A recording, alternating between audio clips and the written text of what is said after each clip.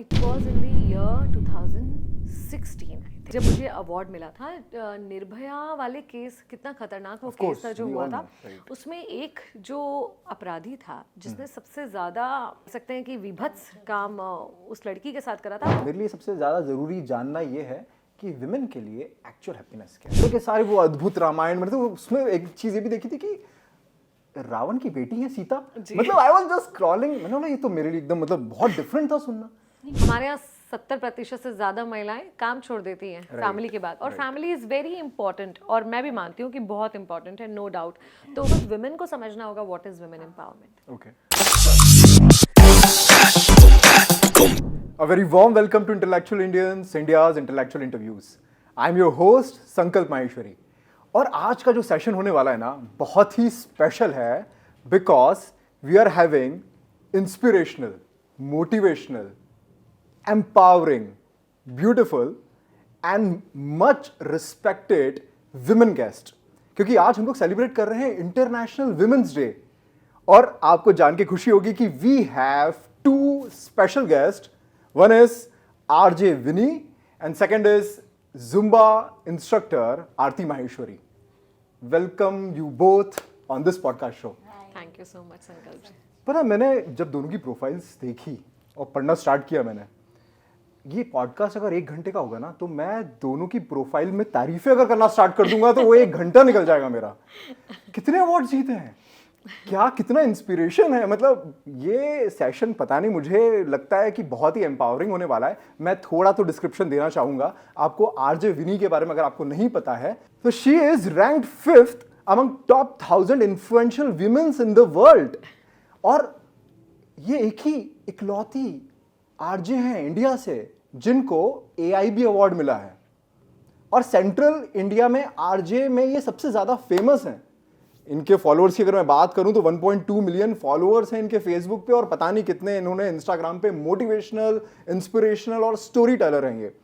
ये सब चीजें एड अप करती हैं इंस्पिरेशन देने के लिए, और ये गेस्ट हमारे लिए परफेक्ट हैं आप सबको इंस्पिरेशन देने के लिए। सेकंड मैं बात करूं आरती माहेश्वरी की, तो शी इज जुम्बा इंस्ट्रक्टर तो है ही, फिट इंडिया एम्बेसडर है।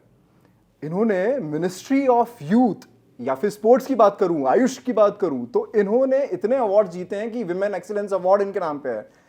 वर्ल्ड रिकॉर्ड्स की बात करूं अगर मैं, तो आप मान के नहीं चलेंगे, लंदन बुक ऑफ रिकॉर्ड्स की बात करूं, एशियन बुक रिकॉर्ड्स की बात करूं, इंडिया बुक ऑफ रिकॉर्ड्स की बात करूं, she is always there.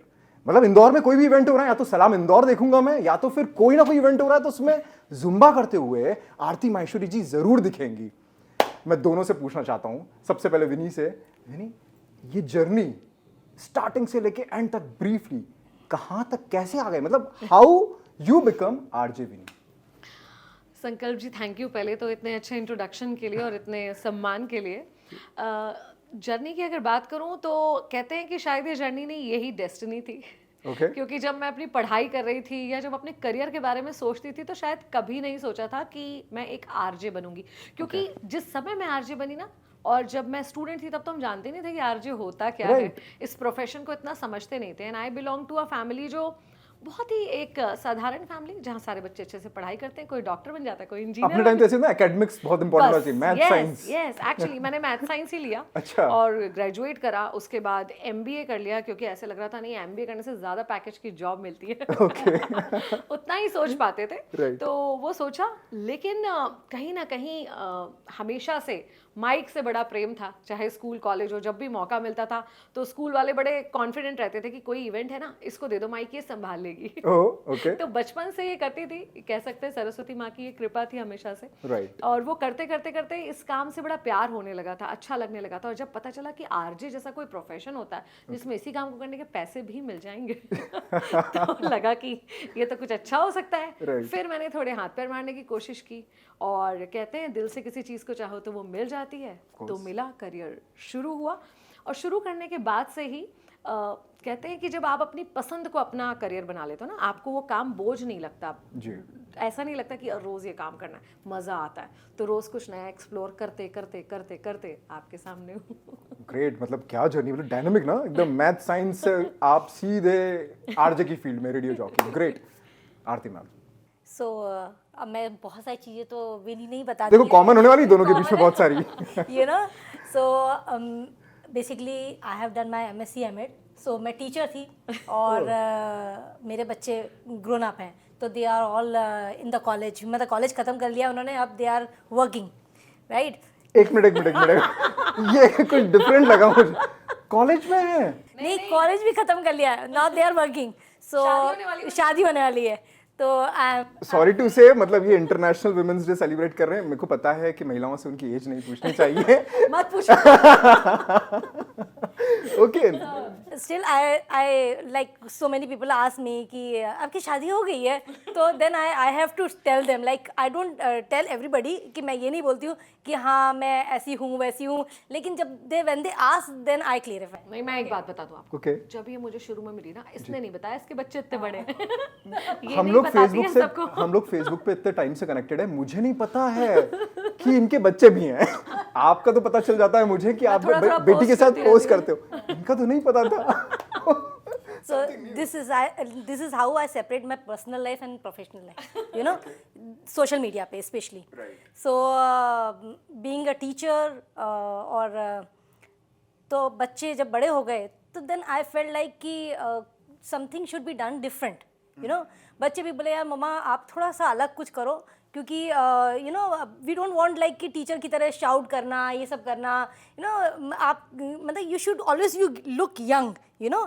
And I was very fitness freak from my childhood, yeah. So I represented my college in sports, you know. तो स्टेट चैम्पियन थी badminton की, खो खो मैंने इंटर यूनिवर्सिटी चैम्पियनशिप जीती है। So and at the same time I was very passionate about my dancing. तो जितने school में events होते, लाइक शी सेड कि स्कूल से जो इवेंट्स होते थे या कुछ भी होता था, तो सबसे पहले आरती माहेश्वरी डांस, यू नो। तो the combination of fitness and dance, that was the combination I got in when especially my children went to the college. तो मुझे लगा कि ये सबसे अच्छी फील्ड है। जब जुम्बा मैंने नाम सुना, तब इंट्रोड्यूस 10 साल पहले जुम्बा इंडिया में आया था दैट टाइम। तो मुझे लगा यार ये डिफरेंट है and I should go for it. And आपको एक बात बताऊँ, जब बच्चे कॉलेज जाते हैं ना, दैट इज़ द टाइम जब व्हेन पेरेंट्स फील कि वो लोनलीनेस और वो एक जो होता है ना, एक जोन होता है, जब आप उसमें ऐसा होता है आप बच्चों के पीछे हमेशा भागते रहते हो, यू नो। जब बच्चे स्कूल में होते हैं तो आप जब उस समय सोचते हो कि यार ये एकदम ब्लैंक स्पेस हो गई है मेरी लाइफ में, यू नो। बच्चे चले गए हैं, घर का काम तो उतना ही है, आपको पता है कि सब आजकल तो मेड्स होती हैं, ऐसा तो है नहीं कि हम तो एक स्पेस हो जाती है, क्रिएट हो जाती है। तो यू नो उसको फिल करने के लिए, उस लोनलीनेस को कम करने के लिए मैं ये चाहती हूँ कि सब लोग, आज मैं आपके माध्यम से भी ये बोलना चाहती हूँ कि you should pursue your hobby, you know. बिल्कुल उसको कंटिन्यू रखिए, क्योंकि मेरे बच्चे जब खेलते थे ना, तो मैं उनके साथ खेलती थी। अगर वो फुटबॉल खेल रहे तो मैं उनके साथ फुटबॉल, अगर वो यू नो बैडमिंटन खेल रहे तो मैं उनके साथ बैडमिंटन। तो this is how I do it, like कि उनके साथ ही एक तो उनके साथ टाइम स्पेंड करना हो जाता है, और उनके साथ ही आप अपने आप को फिट रखते हो, अपनी हॉबी भी कंटिन्यू करते हो। पर इसमें एक चीज़ मैं बता दूं आपको, आपके पास तो टाइम बहुत है। यहाँ पर आरजे विनी से मेरी बात हो रही थी, तो इनकी अभी सेकंड डॉटर है, वो बहुत छोटी हैं, तो शी वाज तो थिंकिंग कि मैं कैसे टाइम निकालूँ अब। तो यहाँ पे दोनों डिफरेंट एंगल चल रहे हैं, यहाँ पे बच्चों की शादी होने वाली है और यहाँ पे एकदम बच्चों में इन्वॉल्व हैं ये एक्चुअली। और इस समय कई बार चैलेंजिंग होता है, दिस इज अ फेज जहाँ पर अधिकतर महिलाएं काम छोड़ देती हैं या नहीं कर रही होती है ना।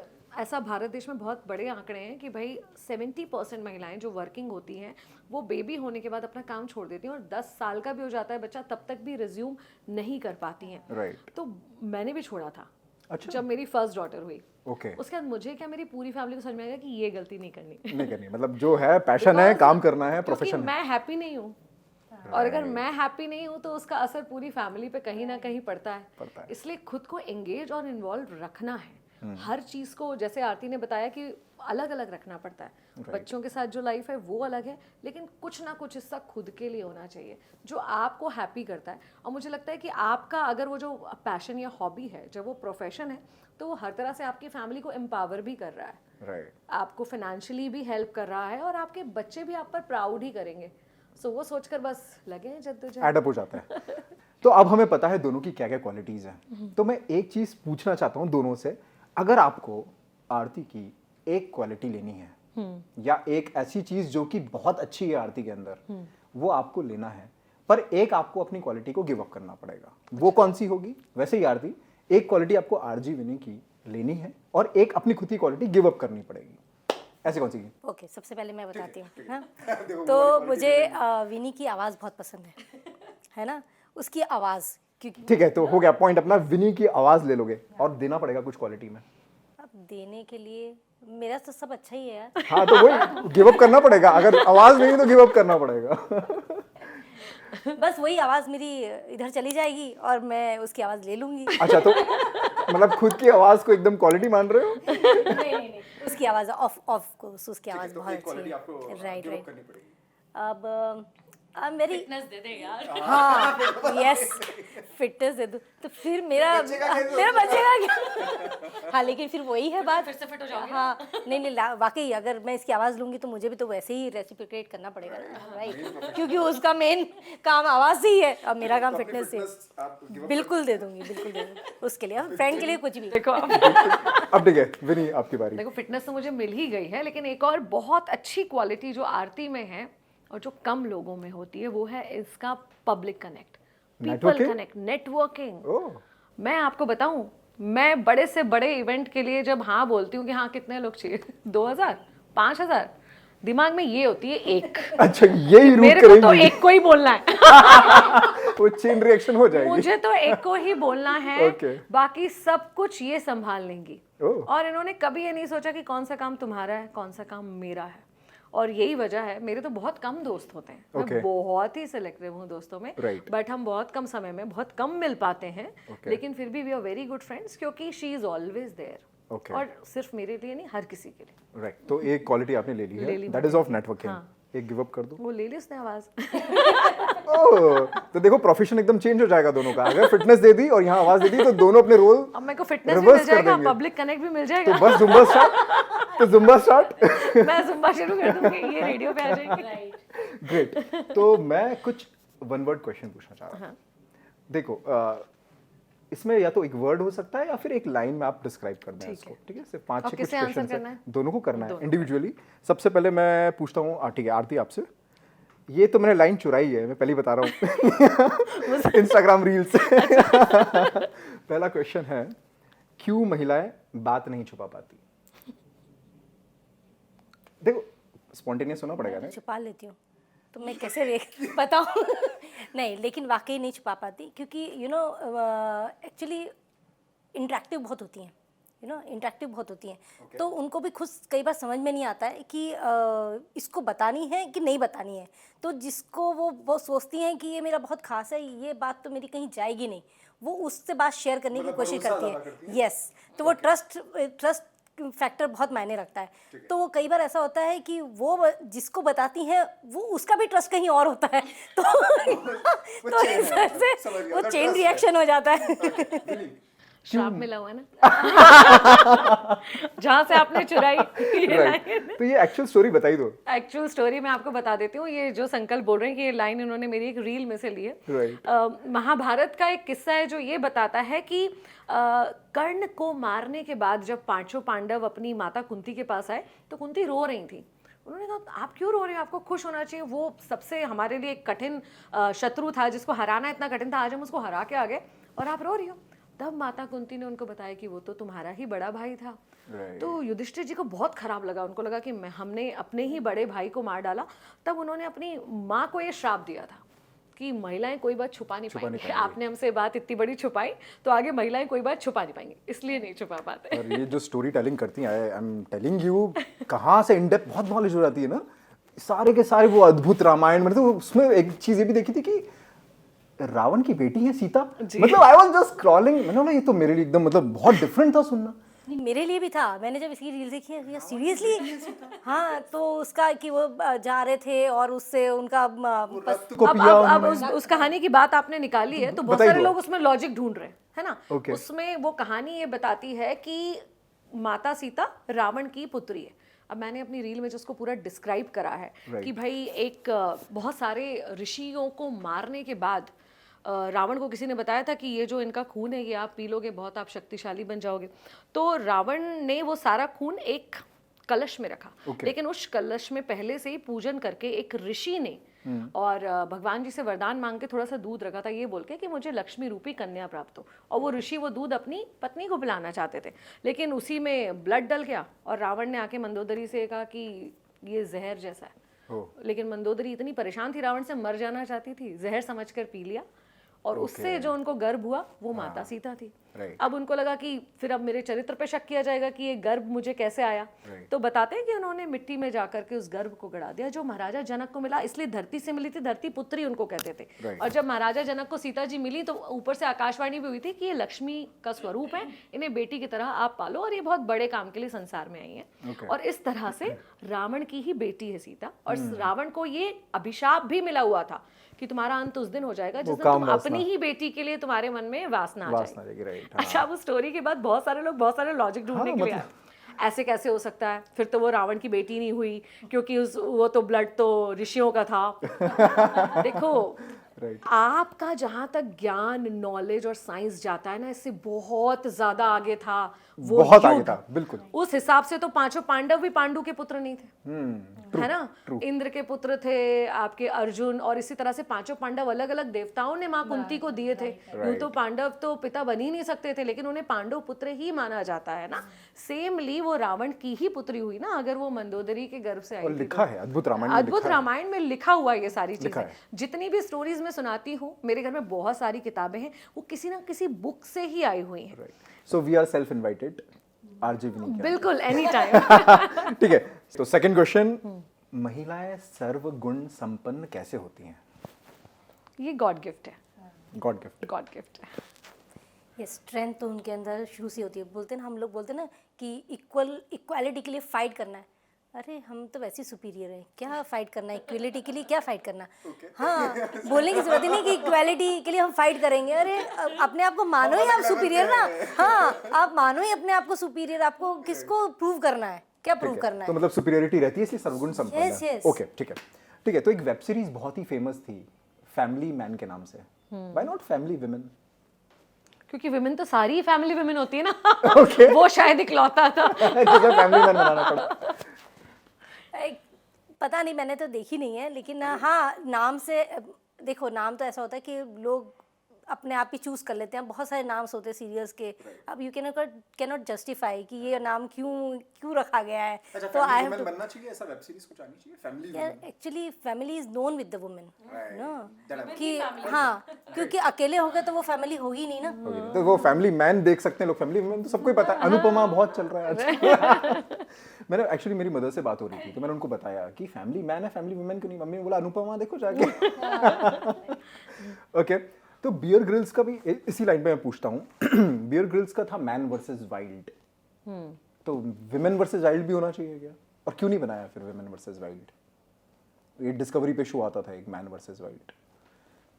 आई थिंक द सीरीज जो ये वाली थी, ये थी कि आप जंगल में जाके how to they survive, you know, survival के लिए था, यू नो। नहीं, तो सीरीज उनके साथ बनाई। अगर वो सीरीज वो वुमेन के साथ बनाई होती तो वो वुमेन वर्सेस वाइल्ड होता। हाँ, तो बनना चाहिए। Women are always wild. Okay, तो ओके, नो कमेंट्स।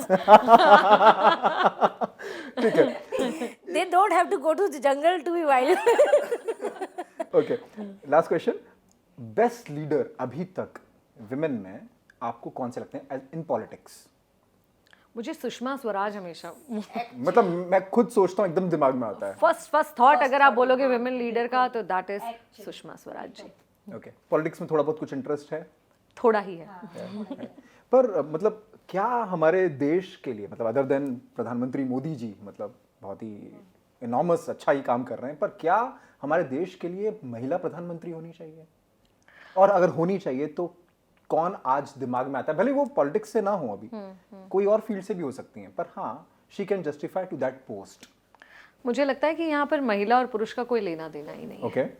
ये एक ऐसा पद और एक ऐसा स्थान है जिसके ऊपर जिम्मेदारी बहुत बड़ी है। राइट। जो कोई भी वो जिम्मेदारी उठा सकता है वो उस पद पर हो सकता है। Okay. फिलहाल तो मुझे क्या सारे देश को ही शायद मोदी जी जैसा कोई और नजर नहीं आता है। ना तो महिला ना तो पुरुष, तो बहुत कठिन है। इन्होंने बेंचमार्क इतना हाई सेट कर दिया है कि किसी और को उस जगह पर हम देख पाएंगे कि नहीं देख पाएंगे, मैं तो एक्चुअली नहीं सोच पाती हूँ, but it is nothing to do with gender. Okay, बिल्कुल सेम। कब क्या होना चाहिए, और है ना, तो एक्चुअली प्लानिंग, मुझे लगता है प्लानिंग ना 10 इयर्स से भी ऊपर की है।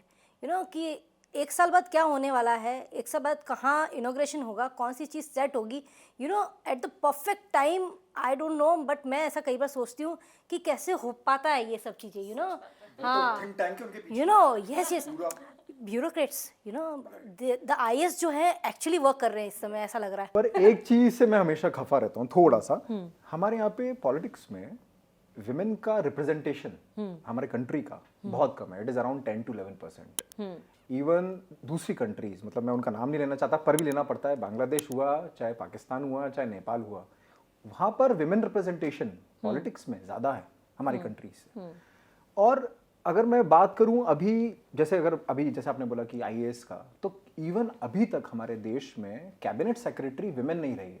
कैबिनेट सेक्रेटरी सबसे हाईएस्ट पोस्ट है सेंट्रल गवर्नमेंट में। जैसे हमारे यहाँ चीफ सेक्रेटरीज होते हैं स्टेट में, वहां पे कैबिनेट सेक्रेटरी थी। आज तक कोई भी महिला कैबिनेट सेक्रेटरी नहीं बनी है। तो ये थोड़ा सा मुझे लगता है कहीं ना कहीं रिप्रेजेंटेशन या जो आना चाहिए फील्ड में वो नहीं है। क्यों नहीं है? मल्टीपल कारण हो सकते हैं इसके, संकल्प जी। Okay. एक तो मैंने आपको बताया जैसे कि अभी की हमारे यहाँ 70% से ज़्यादा महिलाएं काम छोड़ देती हैं फैमिली के बाद, और फैमिली इज़ वेरी इंपॉर्टेंट, और मैं भी मानती हूँ कि बहुत इंपॉर्टेंट है, नो डाउट। तो once you have your family and once you take a break from your job, तो या तो आप किसी ऐसी पोजीशन पर आ जाते हैं जिसमें जिम्मेदारी कम हो और आप अपनी फैमिली के साथ उसे मैनेज कर सकें। ये बहुत बड़ी पोजीशंस होती हैं जिसमें आप ना वर्किंग आवर्स भी नहीं देख सकते हो। तो शायद महिलाओं के लिए simultaneously maintaining family and everything tough हो जाता होगा। अगर एक पुरुष 5 दिन के टूर पे, कोई कुछ नहीं पूछेगा, महिला उसको हाथ में बैग पैक करके देगी। But if a woman has to go, अभी मैं अगर अपने टूर्स पे जाती हूँ तो मुझे अपने पीछे से बहुत सारी चीजें अरेंज करके जाना होती है। मुझे लगता है डबल वर्क हो जाता है। हाँ, कि और वहां से भी मेरे दिमाग में कॉन्स्टेंटली ये चलता रहता है कि सब कुछ वहां पर सही चल रहा होगा कि नहीं चल रहा होगा। हाँ, बच्चे इस टाइम पर स्कूल जा पाए या नहीं। तो एक तो ये चीज है। दूसरा, एक और सिनेरियो हमारे देश में रहा है जो शायद अब बदले। आप अगर हमारे पॉलिटिशियंस को भी देखेंगे तो पहले से बहुत बदल गए हैं, है ना? yes. अब हम देखते हैं कि ज्यादा पढ़े लिखे लोग, ज्यादा प्रेजेंटेबल लोग, या वो लोग जिनसे बात करने में हिचकिचाहट नहीं होती, वो हमारे राजनेता है। हाँ। लेकिन पहले ऐसा नहीं था। उस वजह से महिलाएं उस जगह को कभी अपने लिए कंफर्टेबल नहीं पाती थी। या हमने बचपन में शायद ये सुना कि नहीं, अच्छी चीज नहीं है पॉलिटिक्स। तो जब हमने यही सुना, सोचते थे हम लोग, है ना, हमारा नैरेटिव ये रहा कि नहीं पॉलिटिक्स अच्छी चीज नहीं है, लड़कियों के लिए तो बिल्कुल अच्छी नहीं है। तो कैसे कोई लड़की उसमें जाएगी? और जब पहुंची नहीं तो एक हाई पोजीशन तक कैसे पहुंचेगी? Takes time.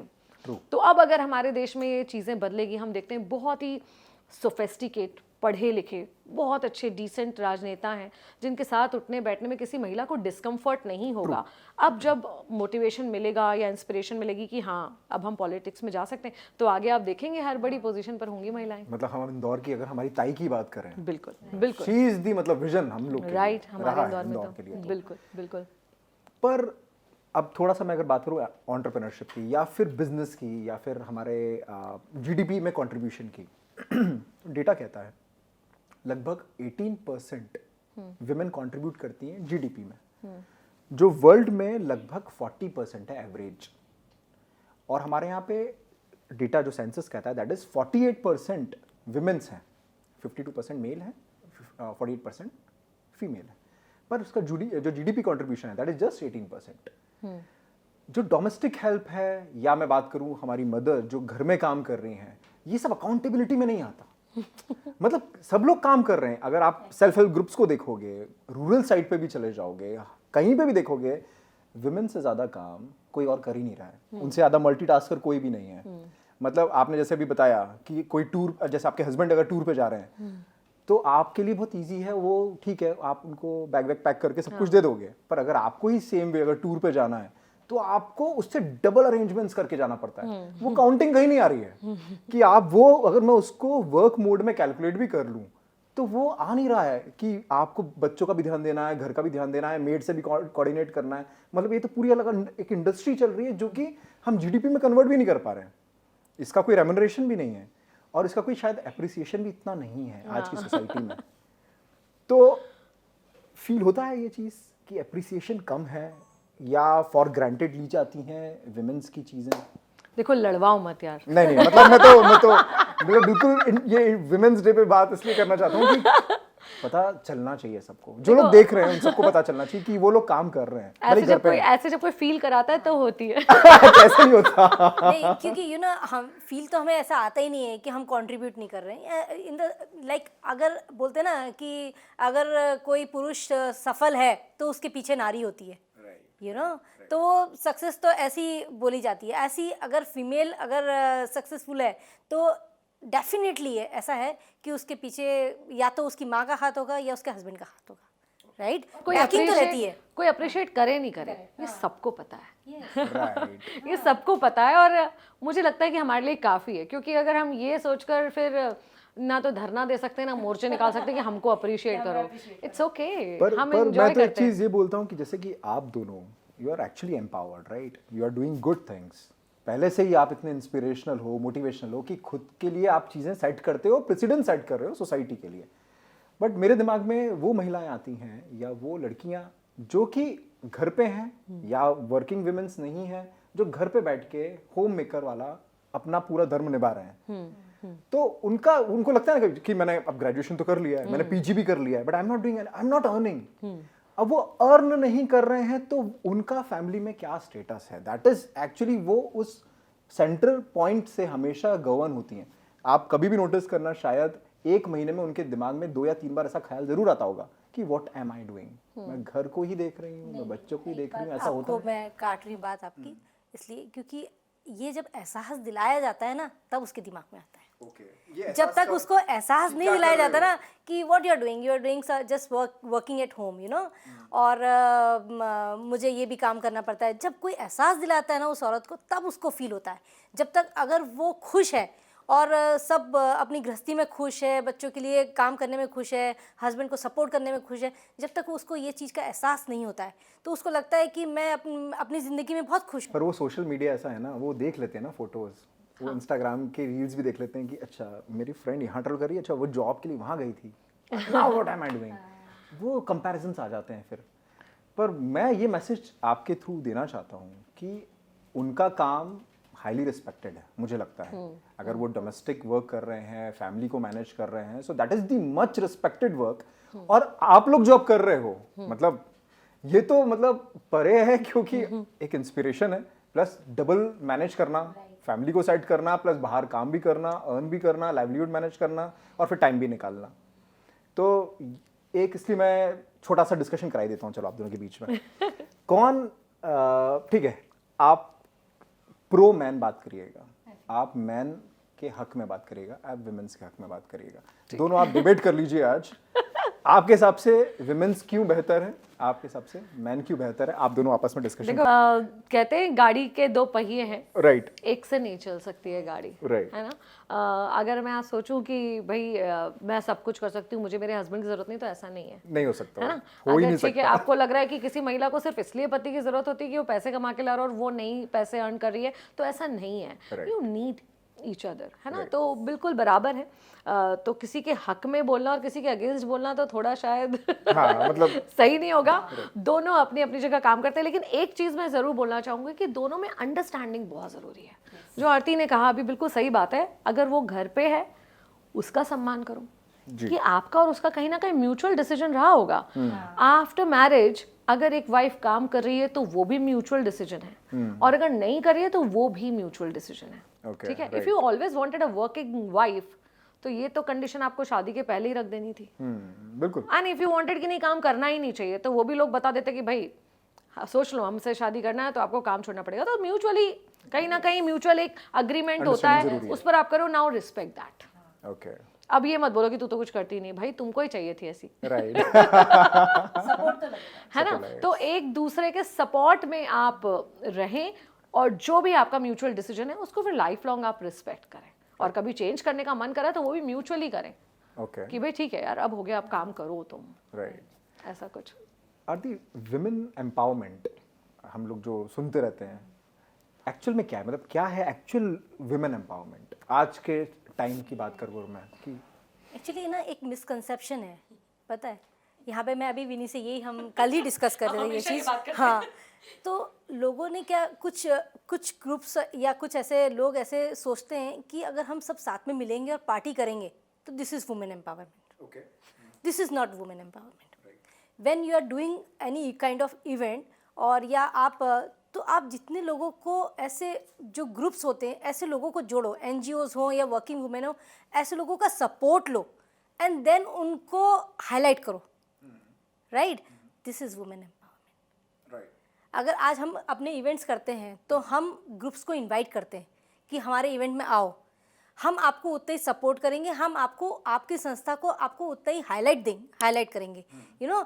तो उससे क्या होता है, उनका नाम निकल के आता है, उनका काम समझ में आता है, उनका ये व्यक्तित्व जो है, उनका पर्सनैलिटी है, वो लोगों को दिखती है, तो इससे वो हाईलाइट होती हैं ना। बहुत सारे लोग कॉन्टेक्ट्स लेते हैं, जैसे हम भी कहीं जाते हैं तो हमें कहीं फील होता है कि यार हमें किसी ने बुलाया है, तो अगर हमें इंट्रोड्यूस कराता है या हम किसी से इंट्रोड्यूस होते हैं, हमें लगता है यार देखो ये कितना अच्छा काम कर रहे हैं, तो we ask the numbers and this is how we contact and then we collaborate.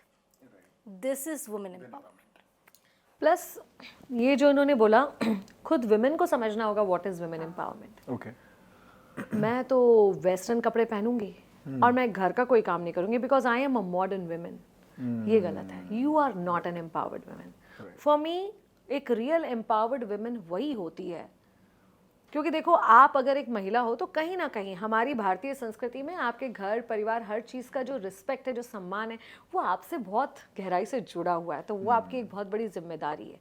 Plus आप ही रोल मॉडल हो अपने बच्चों के, क्योंकि बच्चे घर में आके पापा से यही पूछते हैं कि मम्मी कहाँ है, राइट, है ना। तो आप उनके रोल मॉडल हो, आपको वो सब भी करना है। प्लस घर में अपने बच्चों के लिए खुद कुक करना मुझे तो बहुत खुशी देता है, है ना। मैं वो करने से लेस एम्पावर्ड नहीं हो जाती कि नहीं यार मैं ये करूँगी क्या, नहीं। तो a real empowered women is जो सारी चीज़ें संभाल रही है ना, मेरे हिसाब से तो वही पावरफुल वुमेन है।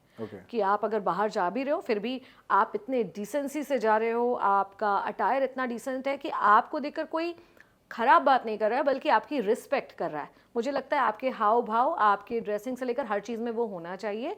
प्लस आपको सारी चीज़ें अगर आप संभाल रहे हो तब आप रियल एम्पावर्ड हो। ट्रू। ये कहना कि मैं ये सारी चीज़ें तो पुराने ज़माने की चीज़ें जो मैं नहीं करूँगी, या मैं वो कस्टम्स नहीं फॉलो है। नहीं करूँगी, वो रिचुअल्स फॉलो नहीं करूँगी। हर परिवार का एक तौर तरीके होते हैं, you should follow that. Right. उसे करते हुए आप अपने काम कर सकते हो, देन यू आर एम्पावर्ड। और हमारे भारत देश में तो इतने त्योहार, इतने फेस्टिवल्स का कुछ है, करना चाहिए। अगर हम लोग ये करेंगे तो मुझे लगता है ज्यादा एम्पावर्ड है। यस, मुझे बिल्कुल लगता है कि ये सब कुछ करना ही रियल एम्पावर्ड वुमेन है। आपने अगर मिशन मंगल मूवी देखी Yes, हो तो मैं बहुत इंस्पायर होती हूँ उसमें विद्या बालन के कैरेक्टर से। Okay, I so love that, that is so real. मैंने बचपन से अपने घर में वही देखा है कि मेरी मम्मी खाना वाना बनाकर दौड़ते हुए गाड़ी चला कर जाते हैं। आप गाड़ी भी चला रहे हो, आप खाना भी बना रहे हो, आप बच्चे भी पाल रहे हो, आप साइंटिस्ट भी हो, आप सब कुछ कर रहे हो ना, तो वो है real empowered women for me. Right. नहीं, मैं देखता हूँ, मेरे घर में मेरी 3 बड़ी सिस्टर्स हैं और मैं सबसे छोटा भाई हूँ, तो आप मान के चले, और मम्मी फिर, तो मैंने तो इन लोगों को देखा है, मतलब ये लोग आपका महिला दिवस तो घर में ही हो गया। बिल्कुल। आप ये विश्वास नहीं करेंगे, मतलब मुझे तो कभी कभी ऐसा लगता है कि मैं कर क्या रहा हूँ अगर उन लोगों को मैं उनके साथ बैठ जाऊं तो।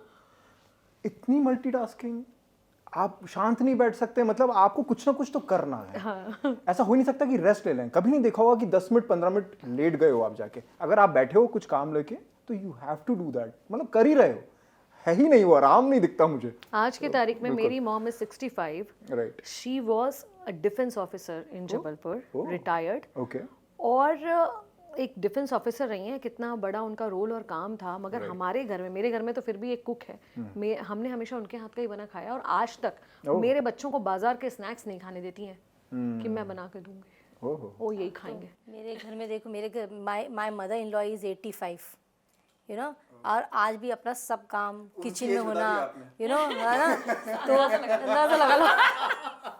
तो आप समझ सकते हैं कि मतलब वो खुद का काम करना, अभी भी उनका ये, अच्छा कोई नहीं आएगा तो हम बना लेंगे, हम कर लेंगे, They are empowered. You know, yes, हाँ, हमें ज़रूरत नहीं है, हम अपना काम कर लेंगे, हम खाना बना लेंगे, हम अपना सब चीज़ कर लेंगे।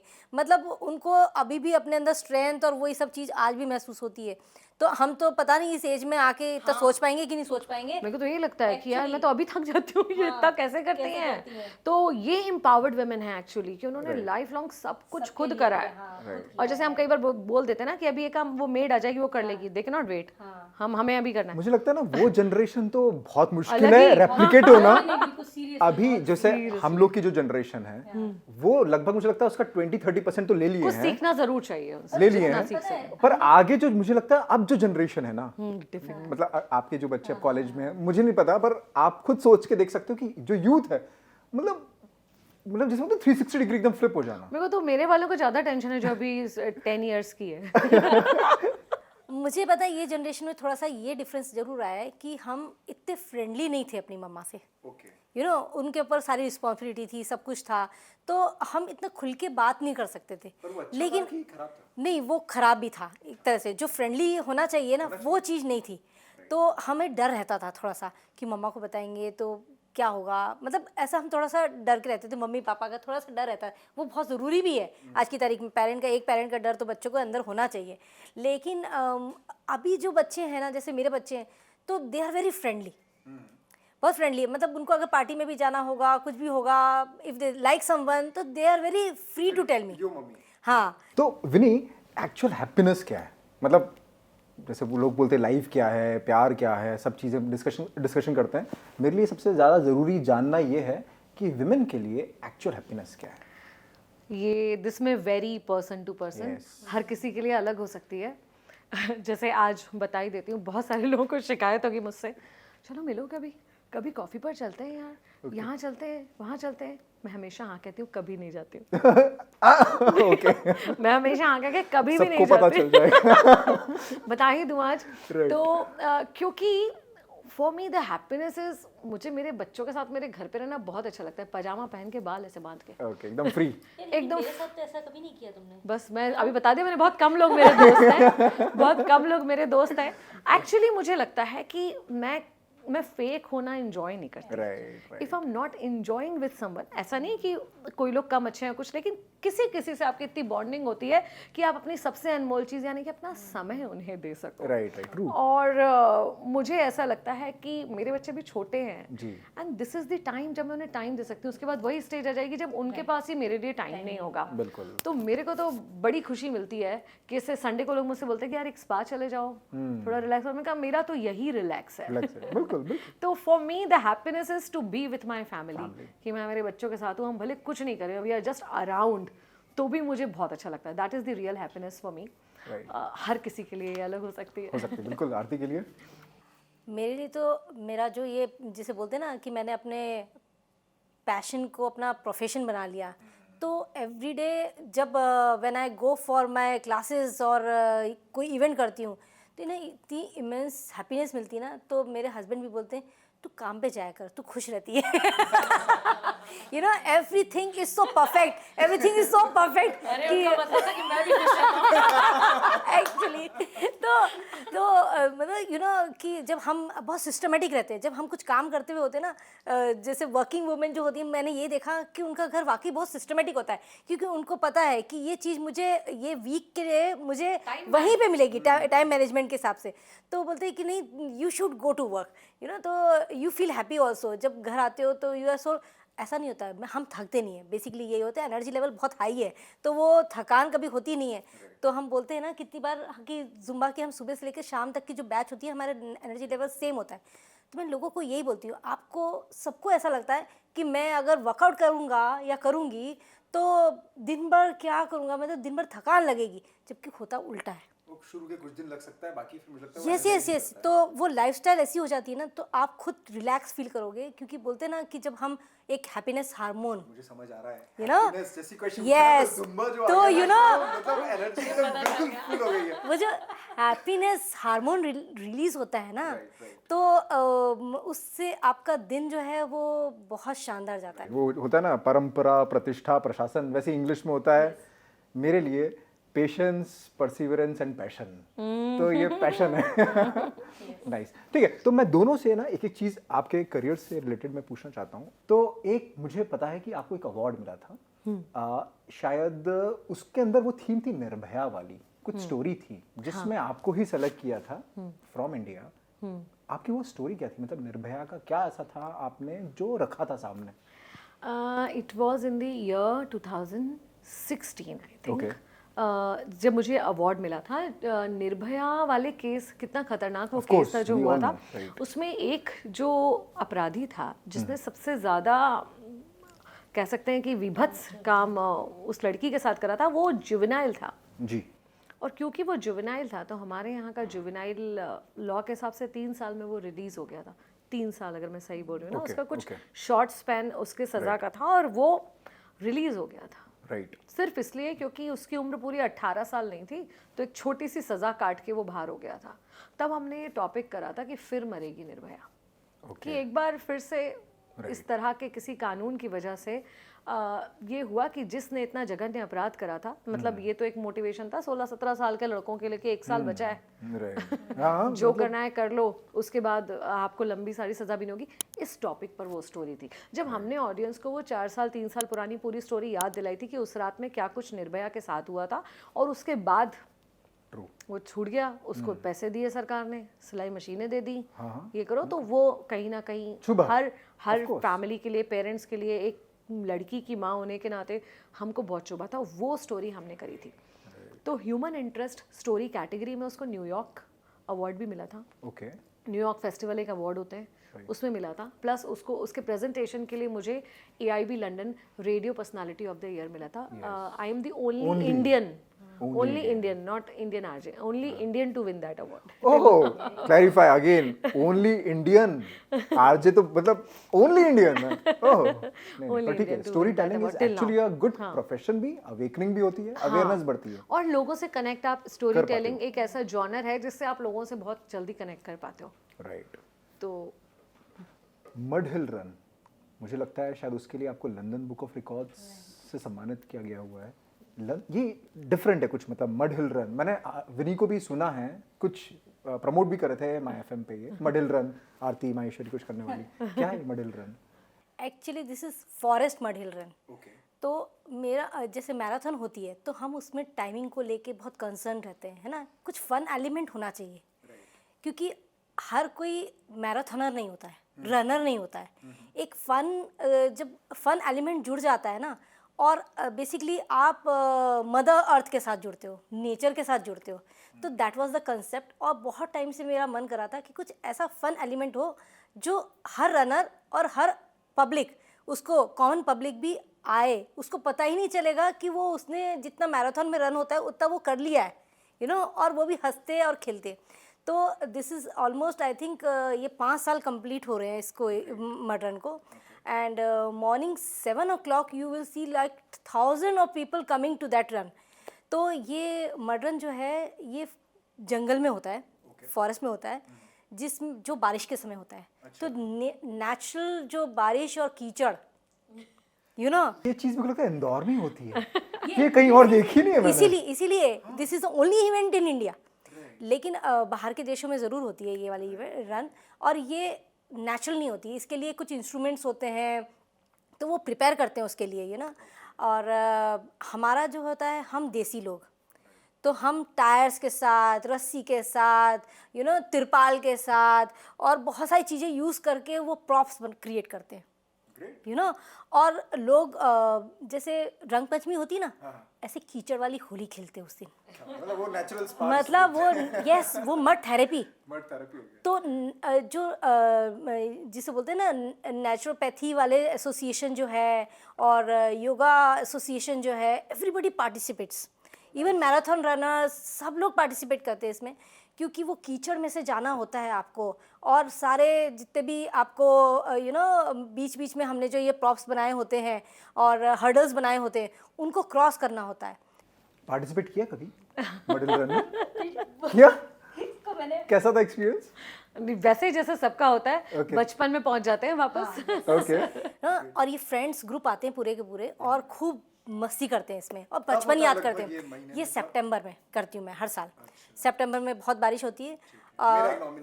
यस, तो पता है इसके पीछे भी एक स्टोरी है। हर साल ऐसा होता है कि जब मैं ये प्लान कर लेती हूँ और इवेंट की डेट आती है, उसके एक हफ्ते पहले तक बारिश बंद हो जाती है आना, फिर उसके बाद में मैं गणेश जी के मंदिर जाती हूँ। मैंने बोला कि बस और कुछ नहीं, उस दिन बारिश जरूर करा देना, 2 दिन पहले बारिश करा देना, उस दिन रोक देना। हमें कीचड़ चाहिए, नेचुरल कीचड़ चाहिए ना। टैंकर से तो मैं गीतता भी जाऊंगी, पूरे पहाड़ों को थोड़ी ना पानी में कर सकती हूँ ना। पूरे क्योंकि वो खेत हैं, खेत में से ये इवेंट होता है, खेत में जाके होता है, फिर पहाड़ों पे आप चढ़ते हो, पहाड़ों पे से नीचे उतरते हो, तो ये कम से कम 5 किलोमीटर का ट्रैक होता है। तो आप कितना पानी उसमें यूज़ कर सकते हो। तो और होता भी ऐसे ही है, आज तक का रिकॉर्ड है कि ये इवेंट में 3 दिन पहले, 2 दिन पहले बारिश आती है। जिस दिन इवेंट होता है उस दिन सुबह बारिश रुक जाती है, तो भगवान भी बोलता है मेहनत करो थोड़ी और। वो बोलता है मेहनत तू कर, बाकी फल देने के लिए मैं हुआ अच्छा हुआ ना अभी तक। बहुत अच्छा इवेंट है ये, बहुत सक्सेसफुल इवेंट रहना चाहिए आगे भी। और एक इंदौर के लिए डिफरेंट है, मतलब जब सब लोग जुड़ते हैं, हम मतलब मुझे लगता है भारत देश त्योहारों का देश है, पर मुझे लगता है ये इंदौर जो शहर है ना, वो सही में त्योहारों का शहर है, सेलिब्रेशन का शहर है। कितना अच्छा सेलिब्रेशन। मतलब मैंने पूरे इंडिया में कितनी प्लेसेस हम लोगों ने विजिट कर ली हैं, पर इंदौर जैसा मुझे शहर अभी तक नहीं दिखा। और मैं कहीं पे भी जाता हूँ, मैं छप्पन चले जाऊँ ना, सुबह सुबह ये मेरे को जुम्बा करते हुए बिल्कुल 100% दिखेंगी। संडे के दिन तो रहेंगी, इनकी टीम रहेगी और ये सबको फिटनेस फ्रीक बनाने वाली है। फिटनेस इसलिए ज़रूरी है हमें क्योंकि ये जो इंदौर शहर है वो पोहे, जलेबी, कचौरी सभी का शहर है, और उसमें फिटनेस नहीं आएगी। नहीं, अभी तो बहुत सारे लोग they are doing lot of thing, like marathons होते रहते हैं हमारे यहाँ और जुम्बा के इवेंट्स होते रहते हैं। हम दोनों ने ऐसी, जैसे आप ये बात कर रहे हैं, ऐसे हमने एक एशियन रिकॉर्ड और इंडियन रिकॉर्ड बनाया था। एक इवेंट प्लान किया था, चलो मम्मा। तो दिस वाज आवर कंसेप्ट और मिलके हमने इसको प्लान किया कि होता क्या है कि this was specially for the mothers day पे होता है ये इवेंट। चलो मम्मा, तो माँ को सबसे इम्पोर्टेंट क्या होता है उस दिन मदर्स डे पे, कि उसका बच्चा उसके साथ ये दिन सेलिब्रेट करे, जिसकी वजह से वो मदर है, मदरहुड का सेलिब्रेशन। तो हमने ये कंसेप्ट लेके आए थे कि उस दिन सब माएँ जो हैं अपने बच्चों के साथ वॉक करेंगी। एक healthy initiative, a healthy step कि आप सुबह सुबह नेचर को एंजॉय करोगे, बच्चों के साथ ये दिन सेलिब्रेट करोगे। तो हमने बहुत सारी चीज़ें उसके लिए अरेंज की और ये मानो यानी बहुत शानदार रिस्पांस, बहुत शानदार रिस्पांस मिला। और सब मदर्स आई तो उनका जो आशीर्वाद मिलता है ना, सब लोग जो आते हैं और बोलते हैं कि आपने जो हमारा आज का दिन जो है वो सफल कर दिया। हमें इतनी खुशी हो रही है कि हमने ये दिन इस तरह से सेलिब्रेट किया। तो बहुत अच्छा लगता है कि यार हमने क्या दिया, खुशियाँ। मुझे लगता है कि विनी तो जहाँ भी प्रोग्राम्स करती होगी कुछ ना कुछ नया तो अपना क्रिएटिविटी डालती होंगी। क्योंकि मतलब मैंने मोटिवेशनल स्पीकर तो है ही, इन्फ्लुएंसर भी हैं, स्टोरी टेलर, मतलब मैंने ये रेयर कॉम्बिनेशन देखा है। मैं बहुत और भी आरजेस को फॉलो करता हूँ, आरजे करिश्मा को भी फॉलो करता हूँ, पर वो एक फनी साइड पे ना एक इन्वॉल्वमेंट इन्फ्लुएंसर है। पर इनका जो मैं इन्वॉल्वमेंट देखता हूँ that is on intellectual basis. मतलब मेरा पॉडकास्ट का नाम भी इंटेलेक्चुअल इंडियंस इसलिए है कि बहुत ही इंटेलेक्ट से कनेक्ट करता हूँ मैं। और इनकी जो स्टोरी टेलिंग रहती है वो पुराणों से, वेद से, भगवत से, रामायण से, सीता से और आसपास की चीज़ों से निकल के आती है। कोई ऐसी स्टोरी जो दिल के बहुत करीब हो विनी, जो लगता है कि सब लोगों को जाननी चाहिए फ्रॉम दी विमेन इस सोसाइटी के लिए, ऐसा कोई स्टोरी जो लगे कि हाँ this is the time when you should say कि हाँ ये होना चाहिए। ऐसे तो मुझे मेरी सारी स्टोरीज मैं वही सुनाती हूँ जो मुझे पहले कनेक्ट करती है। right? मैं कुछ भी पढ़ती हूँ लेकिन मैं सुनाती सिर्फ वो जो मुझे बहुत कनेक्ट करता है, और शायद इसलिए लोग पसंद करते हैं क्योंकि जब मैं उसे सुनाती हूँ तो मेरा पूरा कन्विक्शन उसमें होता है। right. इसीलिए। बट एक स्टोरी जिसे मैंने पिन कर रखा है इंस्टाग्राम पे, यू मस्ट लिसन। और मुझे लगता है कि आज की तारीख में not only for women but for everyone हम लोग एक बहुत इम्पॉर्टेंट चीज़ भूल चुके हैं कि हमें यहाँ हमेशा नहीं रहना है। ट्रू है ना, ये छोटा सा एक लाइफ है। right. और इस लाइफ में जो कुछ भी हो रहा है वो कहीं ना कहीं हमारी पास्ट लाइफ में जो हमने करा है उसकी वजह से हो रहा है, प्रारब्ध। और फिर हम इस प्रारब्ध और इस लाइफ में हम जो करेंगे उसकी वजह से हमारी अगली आने वाली जिंदगियों में कुछ होगा। तो एक बहुत सुंदर सा संवाद है कर्ण और सर्प का संवाद महाभारत में। एक सांप जो है वो आकर कर्ण से बातें कर रहा है। आप बोले तो मैं वो सुनाती हूँ आपको। सामने लड़ाई हो रही है अर्जुन और कर्ण की। कर्ण और अर्जुन, वो युद्ध महाभारत का जो सबसे बड़ा युद्ध था। दो महान धनुर्धर आमने सामने लड़ रहे हैं, कोई हारने को तैयार नहीं, लड़ाई चले जा रही है। इतने में कर्ण देखते हैं कि उनके तरकश में तीरों के बीच में एक सांप आकर बैठ गया। उन्होंने उनको प्रणाम करा कि नागराज आप यहाँ क्या कर रहे हैं? तो उन्होंने कहा कि देखिए आपका और मेरा शत्रु एक ही है, ये जो सामने है ये अर्जुन। बोले कैसे? तो उन्होंने बताया कि लाक्षागृह से जब अर्जुन और पांचों पांडव जा रहे थे तब मेरी माँ जो सर्पनी थी वो मुझे जन्म देने वाली थी और अर्जुन ने उठाकर उनको आग में फेंक दिया था। और उसी वक्त मेरा जन्म हुआ। तो मैंने मेरे जन्म के साथ अपनी माँ को मरते हुए और अर्जुन को उन्हें मारते हुए देखा है। आज मैं नागों का राजा हूँ तो मुझे इससे बदला लेना है। तो बोले ठीक है लो अपना बदला, मेरे पास क्यों आए हो? तो उन्होंने कहा कि आप एक कृपा कर दो मुझ पे, अपने बाण पर बिठाकर मुझे बस अर्जुन के रथ तक भेज दो, फिर मैं आपके और मेरे दोनों के दुश्मन को खत्म कर दूंगा। तो फिर कर्ण ने उनके हाथ जोड़े और कहा कि देखिए आपकी जो दुश्मनी है हो सकती है, लेकिन मैं मेरी दुश्मनी के लिए युद्ध करने में खुद सक्षम हूँ, मुझे आपकी मदद की जरूरत नहीं है। दूसरा कर्ण ने कहा कि मुझे नहीं लगता कि अर्जुन आपकी माँ को मारना चाहता था, बल्कि शायद वो एक हादसा था। अब अगर आप अर्जुन को मारना भी चाहते हैं तो मैं और आप एक साथ नहीं हो सकते, वरना आने वाली पीढ़ियां मुझे क्या कहेंगी कि क्या मैंने एक सर्प की मदद ली। ये जो दुश्मनी है मेरी और अर्जुन की, है तो एक जन्म की है, शत्रुता सनातन नहीं जन्म भर की ही है। तो मैं ये पाप करके कि मैंने छल करा और धोखे से अर्जुन को मारा, अपने आगे वाले जन्म क्यों खराब करूंगा? इसलिए मैं वो ही करूंगा जो नीति संगत है और नीति संगत युद्ध करूंगा, फिर चाहे कोई भी जीते। मैं ये नहीं कर सकता। हम लोग ये भूल जाते हैं। आज हम ये सब भूल जाते हैं। जब हम किसी से चिढ़ते हैं, किसी से नफरत करने पर आते हैं, तो हम किसी भी हद तक जाने को तैयार हो जाते हैं। मैं देखती हूँ आप किसी के साथ कॉलेज में पढ़ रहे हो, कितने साल साथ पढ़ोगे? कुछ साल। किसी के साथ साथ में जॉब करो, कितने साल करोगे? कुछ साल। लेकिन शायद खुद को ऊंचा करने के लिए, दूसरे को नीचा करने के लिए हम इतने अनैतिक काम कर लेते हैं जिससे लगता है कि आप अपने आने वाले कई जन्म खराब कर लोगे। तो ये सब कुछ पढ़ने के बाद मेरे साथ संकल्प जी हो गया कि अब कोई ऐसे करता है ना, समझ में तो आता है कि ये गेम कर तो मुझे हंसी आती कि यार ये अपने साथ कितना गलत कर रहे हैं। अपने साथ गलत कर रहे हैं, मेरे साथ कितना गलत कर रहे हैं। तो this is one thing we must remember कि आपकी किसी से कितने भी झगड़े हैं वो इसी जन्म तक है, उससे ज्यादा शॉर्ट लाइफ एंजॉय करो और शायद आप कुछ अच्छा कर सको तो बहुत ही और अच्छा आपके कर्म ही हैं जो उस जन्म में आपके साथ जा रहे हैं। करेंसी हम कन्वर्ट करा के लेके जाते हैं ना, दूसरे देश में जाते हैं तो यही करेंसी है जो कर्म है। इसको पाप और पुण्य में कन्वर्ट होना है और अगले तक साथ में जाएगी। बिल्कुल बिल्कुल। तो हम ये बात है जो सबको ध्यान रखनी चाहिए। राइट, ठीक है। तो अपनी लाइफ में है ना बहुत सारे टैबूज होते हैं और मैंने ये नोटिस करा है कि विमेंस के लिए बहुत सारे आज भी सोसाइटी में कुछ टैबूज हैं जो प्रिवेल कर रहे हैं। एक एक करके आप कोई टैबूज बता सकते हैं कि ये खत्म हो जाना चाहिए? मतलब मैं ऐसा फील ना करती हूँ, that is a different story. मैं ऐसा देखती हूँ कि सोसाइटी में एग्जिस्ट करता है, आज भी विमेंस फेस कर रही हैं, वो टैबू ब्रेक हो जाना चाहिए। ऐसा कोई टैबू बता सकते हैं आप? अब आप इसे टैबू कहेंगे या नहीं मुझे नहीं पता, मगर एक चीज़ कि भाई घर के काम सिर्फ महिला की जिम्मेदारी है। ये एक थॉट लाइन अब बदलने के लिए this is high time, because हर महिला या तो काम करे या कुछ करना चाहती है, लेकिन सिर्फ इसलिए नहीं कर पाती क्योंकि ये सारी जिम्मेदारी उस पर है। ये सोसाइटी का माइंडसेट है। हाँ, इस माइंडसेट को अगर हम चेंज करें कि भाई बाहर का काम भी दोनों कर रहे हैं तो घर भी दोनों मिलकर शेयर करते हैं ना, तो शायद बहुत कुछ बदल पाएगा। This should change. Same thing मैंने फिटनेस फील्ड में भी ये देखा है कि जैसे आपको पता है, आप तो पता है कि बच्चे बड़े हैं, तो मैंने जब ये फिटनेस मतलब आप ये देखिए हाईलाइट कर दी गई वापस बात कि देखो आई लुक सो यंग, मेरे बच्चे बहुत बड़े हैं। जब फिटनेस फील्ड में आई थी, ये ना, जब हम माहेश्वरी समाज जिस समाज को बिलोंग करते हैं, तो आपने देखा होगा, मैंने तो देखा नहीं कि मेरे समाज में मेरी एज में या मेरे से कम एज में भी शादी के बाद ये इस तरह की कोई जर्नी परस्यू कर रहा है फिटनेस फील्ड में। तो आपने भी देखा होगा, आप तो खुद माहेश्वरी हैं, तो आपको पता है कि इस सब चीज़ों में हम बहुत सारी चीज़ें कर लेंगे, घर में बिजनेस कर लेंगे, कुछ भी कर लेंगे, लेकिन ये फिटनेस वाली चीज़, अब आप देखो एक घर की बहू अगर बोलते हो ना कि आप बोलो 56 पे राजवाड़ा पे जुम्बा कर रही है।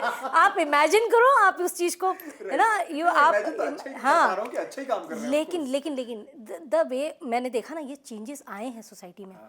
तो मुझे जिस तरह से लोगों ने सम्मान दिया है इस समाज में, और इस मेरे समाज में नहीं, सभी समाज में, तो मुझे मतलब लगा ही नहीं कि मैं कुछ ऐसा कर रही हूँ, कुछ अलग कर रही हूँ, कुछ गलत कर रही हूँ। तो रियलाइज़ ही नहीं हुआ मुझे कि क्या पता उनको ये नहीं पता होगा कि मैं क्या हूँ, और मेरी शादी हो गई, जो भी है।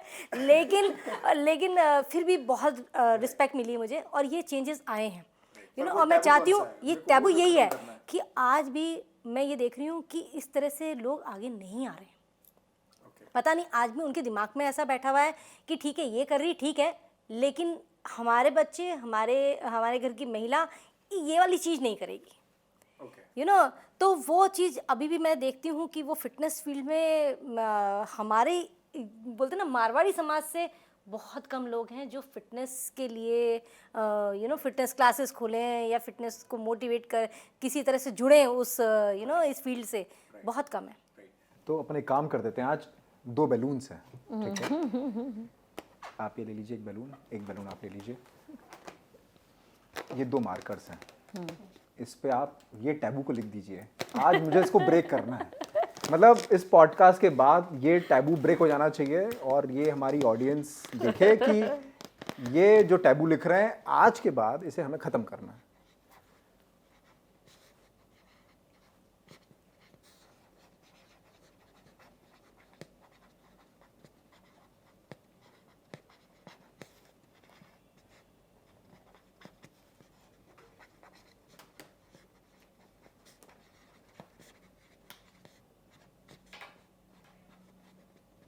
ये लीजिए, लिखा है घर की रिस्पॉन्सिबिलिटी सिर्फ महिला की है, ये इट्स अ टैबू। और अब आप इसको ब्रेक कर ही दीजिए, जैसे भी ब्रेक कर पाए बस ब्रेक कर दीजिए। पेन से ही कर दीजिए आप। क्या बात, तो टैबू ब्रेक हो चुका है अब, बिल्कुल। और नहीं मतलब ऑफ कोर्स जो आपने लिखा है कि 100%, मतलब मैं तो अपने फादर को देखता हूँ कैसे इक्वली किचन में पार्टिसिपेट करते हैं, किचन हो या कोई भी ऐसी चीज हो जहां पर, और ये अब शायद मुझे लगता है कल्चर डेवलप होने लग गया है, दिखता है कि महिला कितना काम कर रही है, तो उसमें पार्टिसिपेटिव चीजें रहती हैं। आपको बताऊं, कोविड के बाद ज्यादा हुआ है ये।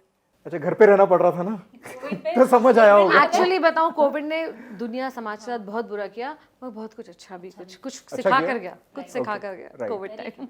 वो मुझे लगता है वो रिलेशनशिप्स का बॉन्ड वापस बढ़ गया, और वैल्यू समझ में आने लगी, जब हमने आसपास के लोगों को जाते हुए देखा कि अचानक से कोई यूं जा सकता है। तो ऐसे अब लोगों को लगता है कि जितनी लाइफ है वो अपने लव्ड वंस के साथ हम अच्छे से जिएं। ट्रू, नो वन नोज कि कब क्या हो जाए, क्योंकि कोविड के बाद भी लगातार हम देख रहे हैं कि बहुत सारे लोग, एज ही क्या थी, सडन डेथ हो गई, और ये सब कुछ हो रहा है।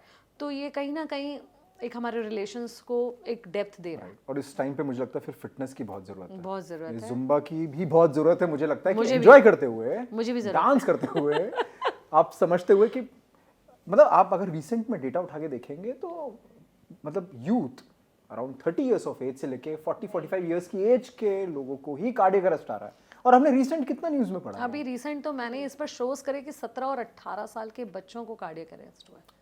पता नहीं वो लाइफस्टाइल की बात कर लो या फिर स्ट्रेस की बात कर लो, दोनों चीजें हैं। लाइफस्टाइल भी मैंने देखी, बच्चे आजकल जो इंटरनेट पे रहते हैं 2-2, 3-3 बजे तक नहीं सोते, हाँ, अपने कमरे में बैठ के और मोबाइल से ही खेलते रहते हैं, और पूरे समय इंस्टाग्राम पे रहते हैं या जैसे भी रहते हैं, सोशल मीडिया पे ज़्यादातर रहते हैं।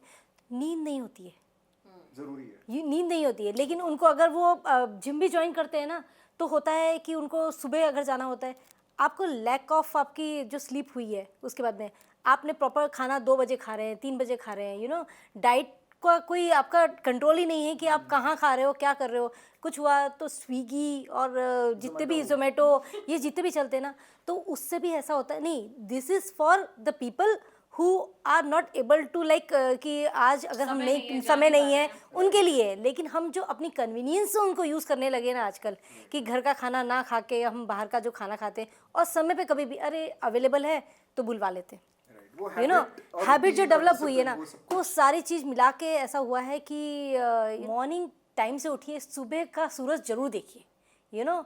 तो एक जो ब्राइटनेस आपके लाइफ में आती है और जो ब्राइटनेस आपकी पर्सनालिटी में आती है, वो उसी से आती है कि जब आप सुबह का सूरज देखें, और आप टाइम से सोएं, टाइम से खाना खाएं ना।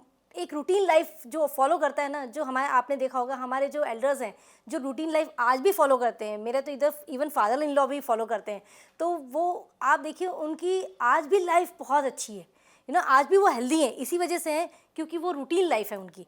तो जहाँ तक कोशिश हो वहाँ तक फॉलो कीजिए और खाना टाइम पे खाइए, खाना अच्छा खाइए। एक चीज़ पूछना था, जिनके बच्चे छोटे हैं और रात को सोने नहीं देते वो कब सोए? वो टाइम पे ही उठते हैं मगर क्योंकि दूसरा स्कूल भी जाता है।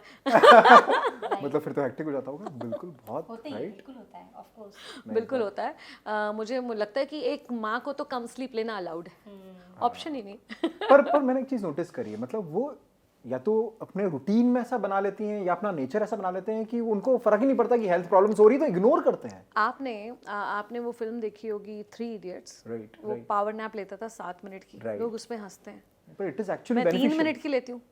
आती है अच्छे से।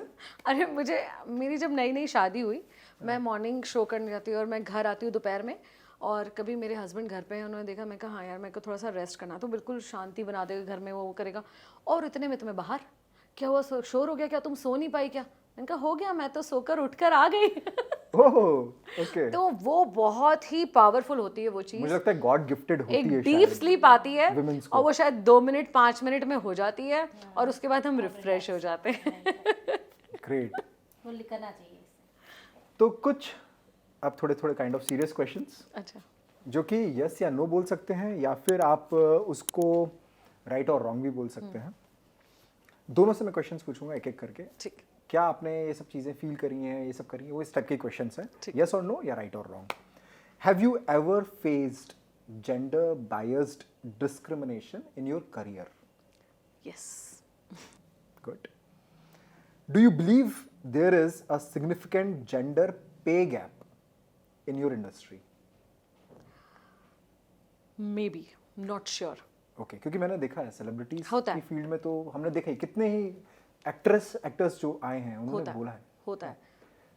It is there, right? आप क्या है, अगर कोई जुम्बा इंस्ट्रक्टर है मेल और जुम्बा इंस्ट्रक्टर है फीमेल, तो क्या फीमेल इज पेड मोर। ये तो अदर वे राउंड हो गया। Good, that's a good thing. Gender pay gap है, ठीक है, तो मतलब ये जेंडर पे गैप तो सही में मतलब अदर वे राउंड ही आ गया बिल्कुल। नाइस, ठीक है। थर्ड हम लोग पूछते हैं, have you encountered obstacles in networking due to gender dynamics? Yes I do. Okay. होता है ना कई बार, आप जिनके साथ नेटवर्किंग करना चाह रहे हो जेंडर डिफरेंट है, एक फीमेल और एक मेल एक लिमिट तक ही नेटवर्किंग कर सकते हैं, एक सोशल बाउंड्रीज हमारे पास हैं, उनके पास भी है, हमारे पास भी है, लाइक है ना, एक मेल कैंडिडेट उनके साथ डिनर पे इजीली जा सकते हैं, but we can not and we don't even want to. उस वजह से कहीं ना कहीं नेटवर्किंग जो है वो शायद मेल कैंडिडेट्स बेटर बना पाता है। ओके, वेरी ट्रू, ऐसा होता ही है, क्योंकि when we go for the sponsorship also ना, कोई इवेंट कर रहे हैं तो दे प्रिफर कि यार पता नहीं ये जो इवेंट करने वाली हैं मेल नहीं है कोई, तो हाँ किस तरह से, हाँ तो वो मुझे ऐसा कहीं पर फील हुआ इस तरह से। Okay. Have you sacrificed your dreams while choosing career and personal life, like in between? हाँ, और उसको सेक्रीफाइस नहीं कह सकते, चॉइस होता है। हाँ, मतलब पर्सनल लाइफ तो खैर एक चॉइस होता है, और अगर कभी बड़ी आफत आ जाए कि यार काम है फैमिली है, तो obviously you can not leave your family. Family comes first obviously. And what for the other part? The male part. Yes. Actually क्या होता है ना, मुझे लगता है कि इस पे शिकायत नहीं करनी चाहिए कभी, क्योंकि जिस समाज से हम बिलोंग करते हैं ना, उसमें महिलाओं का काम करना थोड़ा नया है। तो हर पुरानी चीज तुरंत नहीं मिट जाएगी, धीरे धीरे होता है। अब मैं अगर 8 दिन के टूर पे गई तो मेरे हस्बैंड ने फैमिली और बच्चों को देखा तो होगा, धीरे धीरे अच्छा हो रहा, हाँ, धीरे धीरे होगा। मतलब मैं वहां से फोन करती थी ना, तो मुझे कहते थे तुम काम कर लो, तुम्हारा सब चल रहा है यहाँ पर, डोंट वरी, कर लेंगे। तो मुझे भी रियलाइज हुआ कि शायद कई बार हम लेडीज ही ना ओवर पॉसेसिव हो जाती हैं, और हमें लगता है कि हम नहीं होंगे तो शायद दुनिया रुक जाएगी बिल्कुल। हाँ, मतलब क्योंकि हमने सब कुछ ओढ़ रखा है अपने सर पर। तो ये ना, ये सोसाइटी की सब चीज़ें धीरे धीरे चेंज होंगी। तो बहुत हमको हरी नहीं करना चाहिए। और मुझे लगता है कि उस सेक्रीफाइस के लिए बुरा नहीं मानना चाहिए। नहीं, वही सेम थिंग, चॉइस होती है ये, क्योंकि एक बीच में एक टाइम आता है कि आपको अपनी प्रेफरेंस देखनी होती है, कि आपकी प्रेफरेंस क्या है, या आपके अगर बच्चों को आपकी ज़रूरत है तो you can take a break, आपको अपनी काबिलियत पे भरोसा होना चाहिए कि मैं इसके बाद में जब वापस आऊँगी तो I will be able to do the same thing again. तो वो आपके पास, अगर आपको आपके ऊपर आपकी काबिलियत पे भरोसा है तो आप जब चाहे जब ब्रेक ले सकते हैं। ये बिल्कुल सही बात इन्होंने यहाँ पर कही है, क्योंकि क्या होता है कि ना, बहुत सारी लेडीज इनफैक्ट डराया जाता है प्रोफेशनल वर्ल्ड में, you know take a break, तुम नहीं आ पाओगे वापस, सब कुछ बहुत बदल रहा है, बहुत फास्ट है। हाँ ठीक है, कोई बात नहीं, चिल, है ना, हो जाएगा सब, कोई बात नहीं। तो आपको इतना कॉन्फिडेंस है कि यार ठीक है, ये नहीं तो कुछ और कर लेंगे, कुछ और नहीं तो कुछ और कर लेंगे। इसलिए तो वुमेन्स मल्टीटास्कर होती है। आज ये नहीं है तो दूसरी चीज अवेलेबल है, ठीक है, जगह बना लेंगे। बिल्कुल सही बात है। और एक और बात, आज की तारीख में तो हमारी जनरेशन के लोग करियर में खुद को बहुत सेफ पा रहे हैं। शायद ये बात सुनने में अच्छी नहीं लगे, मगर आप अगर देखेंगे तो 35 इज न्यू 25। ऑफ कोर्स, क्योंकि जो नई जनरेशन है शायद थोड़ी डिस्ट्रैक्टेड है और उतने फोकस्ड काम को लेकर नहीं है, plus they don't want to listen to others. कहीं ना कहीं जो मैंने इस जनरेशन में फील करा, इस वजह से बहुत सारे हमारी एज के लोग अब तक वरना रिप्लेस हो चुके होते नई जनरेशन से, लेकिन शायद नहीं हो पा रहे। Right, true. Do you find today the laws are more inclined towards women's in comparison to the counterpart? Yes, of course. Okay. Straight answer. Yes. होना ही था वो तो। It should be, but यही है कि वो हमें भी देखना है कि हम उस चीज़ का मिसयूज़ ना करें। बनाए इसलिए गए हैं कि आपको जैसे बोलते हैं ना कि आपको इक्वालिटी के लिए आप जब लड़ते हो कि आपके साथ कहीं गलत नहीं हो, तो वो लॉज बनाए इसलिए गए हैं कि आपको प्रोटेक्ट करें। आप जब फील ऐसा करते हो कि मुझे कहीं ना कहीं सफ़र नहीं करना पड़े, लेकिन हमारी जिम्मेदारी है, हम वुमेन की जिम्मेदारी है कि हम उसका मिसयूज़ ना करें, क्योंकि जिसको एक्चुअली यूज़ करने का समय आएगा ना, तो उसको भी गलत ही समझा जाता है। मैंने एक चीज़ देखी है कि जिनके लिए लॉज बनाए हैं वो तो यूज़ ही नहीं कर रहे हैं। हाँ। मतलब वो क्योंकि टिमिड है, मतलब बहुत ही शांत स्वभाव, जो कि सोसाइटी के सामने एकदम से नहीं निकल के आ पा रहे हैं, वो सफ़र कर रहे हैं। देखो, वो सफ़र कर रहे हैं जब भी तो वो आगे नहीं आ पा रहे हैं। बिल्कुल सही बात है। तो उनके लिए लॉज हैं।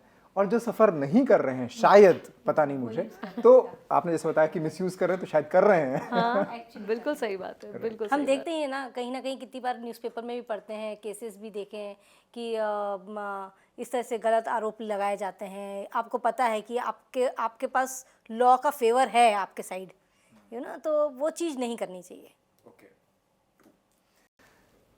Do you think womens are in better condition than man?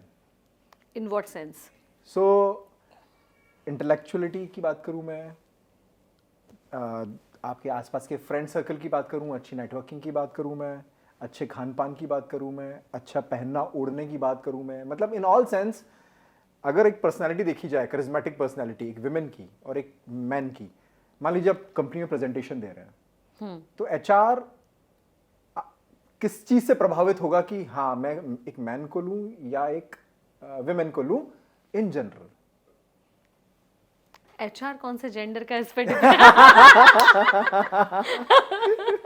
नहीं, जैसे कंपनी में CEO है वो, आप देखो चीफ एग्जीक्यूटिव ऑफिसर तो रहेगा, वो अपनी कंपनी का अच्छा ही सोचेगा रिस्पेक्टिव ऑफ द जेंडर।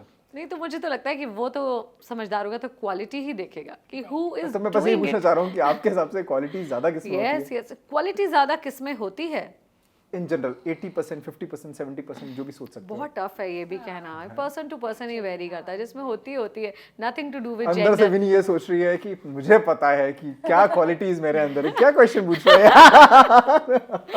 यही मैं कह रही हूँ, हर किसी में अलग हो सकती है।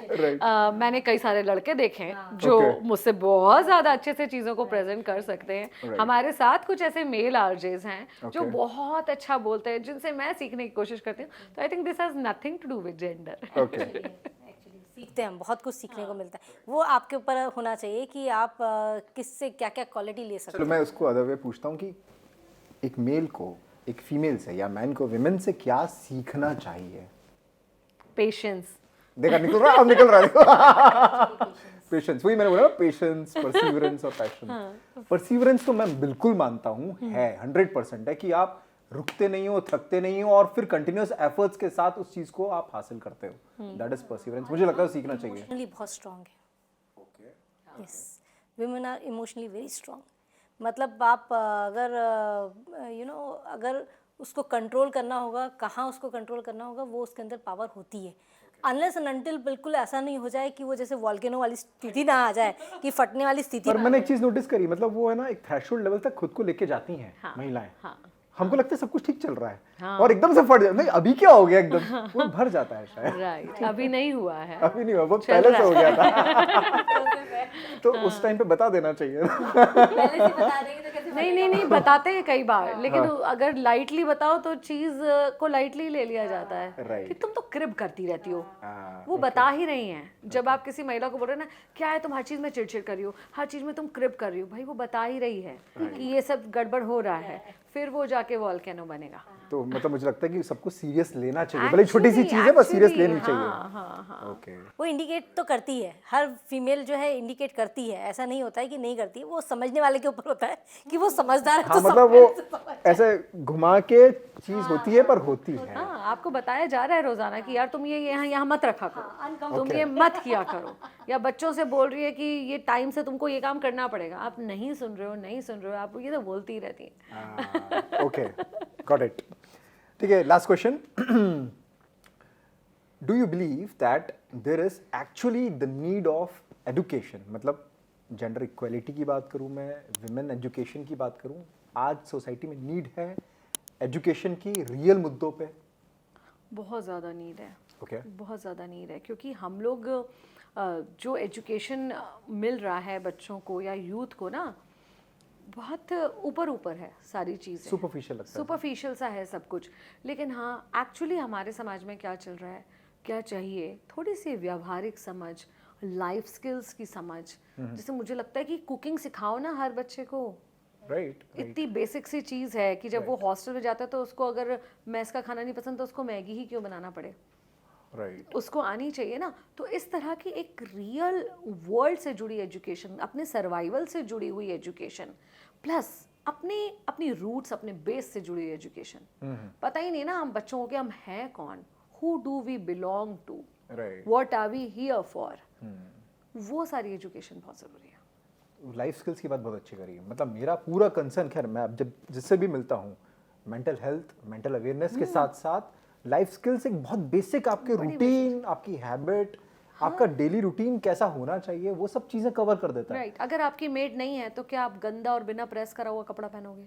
उतना तो आना चाहिए ना आपको। या तो क्रिप करोगे, या क्रिप करो बैठे बैठे कि या जाना छोड़ दोगे कि जा ही नहीं पा रहा हूँ आज तो, क्योंकि मेरा शर्ट प्रेस नहीं है। और फिर ब्लेम करोगे भगवान ने क्या किया ये। मतलब वो वहां तक पहुंच जाता है, मेड नहीं आई है पर भगवान तक पहुंचना, मेरी लाइफ कैसी होगी, मेरी लाइफ ही खराब हो गई। तो अपना हर काम आप खुद करो या ना करो, लेकिन आपको करते आना जरूर चाहिए, आपको आना चाहिए, जिससे मुसीबत और वक्त पे आप कर सको। Right, very true. मैंने तो अपने बच्चों को सिखाया है। मैं कोशिश कर रही हूँ। पर मुझे एक चीज अच्छी लग रही है आरती बता रही है इस बार खुल के, बार कि मेरे बच्चों को मैंने सिखाया है, जो बड़े हो गए कि खाना बनाना आना है, और even I enjoy when they prepare food ना। आज मैं आपके लिए ये बनाती हूँ मैं तो आई कीप, मेरी डॉटर सिर्फ 10 साल की है, मगर मैं उसको अपने साथ किचन में रख लेती हूँ। उसको फील होता है कि मैं बना रही हूँ, वो नहीं बना रही है, लेकिन उसको ये लगता है कि मैं कर रही हूँ और मैं कर सकती हूँ। शी वॉज 6 years, उसने अपना कुकिंग वीडियो बना लिया। कि अब मैं इसमें ये डालूंगी, ठीक है, मैं उसको चाकू टच करने नहीं दूंगी, गैस नहीं टच करने दूंगी, इंडक्शन पे काम कराऊंगी, लेकिन उसको ये फील होता है कि मैं ये कर सकती हूँ और मुझे करना है। पर एक चीज नोटिस करना, मतलब मुझे लगता है बच्चे शुरू से ही एक्टिव रहते हैं। हाँ, पेरेंट्स की जिम्मेदारी बनती है कि कहाँ एनर्जी को आप फ्लो करवाना है और आपको कितना एक्टिव बनाना है, कितना इनएक्टिव बनाना है। राइट। हर बच्चा मुस्कुराता है, हर बच्चा रोता है, बचपन में इतना एक्टिव होता है, आप मना कर दो पर भी वो दीवार पे वो चौक चलाएगा, पेंसिल चलाएगा, सब कुछ करेगा। पर मुझे लगता है जैसे जैसे एज बढ़ती है वैसे वैसे वो पेरेंट्स का, सोसाइटी का, फैमिली मेंबर्स का कुछ ना कुछ इन्फ्लुएंस तो आता ही है, और उसके बाद फिर डायरेक्शन चेंज हो जाते हैं। आजकल हम बच्चों से कहते तुम बस पढ़ो, तुम बस पढ़ो।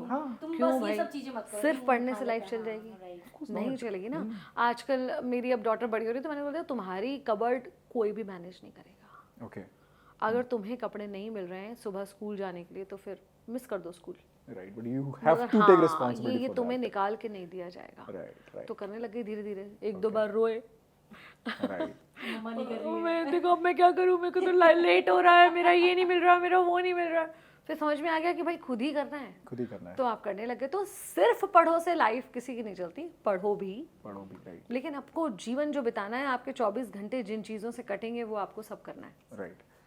सेल्फ कॉन्फिडेंस का बहुत मतलब मुझे लगता है रोल प्ले करता है किसी की भी लाइफ में। मतलब मैं तो प्रियंका चोपड़ा का एक बार कुछ वीडियो देख रहा था, तो उसमें उन्होंने सेल्फ कॉन्फिडेंस की बात बहुत करी है। मतलब विमेंस के लिए कॉन्फिडेंस बहुत ज़रूरी है, और एंटरप्रेन्योरशिप में या फिर वर्किंग विमेंस के लिए या उस होम मोड से आपका एंटरप्रेन्योरशिप मोड में आने के लिए आपको बहुत ज़रूरी है कि आपके अंदर इतना कॉन्फिडेंस हो।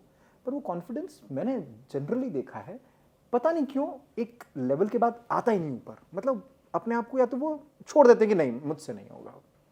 उसके लिए क्या सीक्रेट है कि कॉन्फिडेंस डेवलप किया जाए? देखिए मैंने तो ये देखा है, बहुत बार ऐसा होता है फैमिली में बोलते हैं कि अरे तुम फालतू पैसे क्यों खर्च कर रही हो, तुम नहीं कर पाओगी। तो वो धीरे धीरे उनके दिमाग में बैठ जाता है कि मैं नहीं कर पाऊंगी। जहाँ उल्टा ऐसा होता है, या तो कोई ना कोई, ज़रूरी नहीं कि सारे लोग आपके घर के लोग आपको मोटिवेट करें, एक बंदा भी ऐसा होगा ना, या आपके फ्रेंड में या आपके फैमिली में, जो आपको ये बोल दे तू कर पाएगी, यू नो, और आप उसकी सुन लो कि नहीं ये बोल रहा है तो मैं कर पाऊंगी। यू नो, मैं even when I started my fitness journey ना, again I am coming to this point, so coming from the teacher field to this fitness field, 360 degree से सारा चीज़ सब चेंज हो गया, you know. So when I said, see, I have taken the certificate and license, now I asked my daughter, तुझे लगता है मैं कर पाऊंगी ये चीज़? तो मम्मा तू ही कर पाएगी। You know, the one word from your kid कि when they support you, या one word from your husband, नहीं you can do it, I am there for you. Like my husband says ना कि कभी भी इवेंट करती हूँ, I don't have the sponsor, I am there, you do it. सो आपको लगता है कि आप क्या है, आप तो झंडे गाड़ दोगे, अब तो आपको पैसे की चिंता नहीं है, बस आप तो कर लोगे। तो this is the kind of confidence the family gives you. Very important, family support is yes, very very important, वो होना ही चाहिए। वो आप कहीं से भी आए, मैं बोलती हूँ आपके बच्चों से आए, आपके इन लॉज से आए, या आपके हस्बैंड से आए, एक भी आपको कर देता है ना, यू नो, तो आपको लगता है कि आप जंग जीत लोगे। बिल्कुल सही।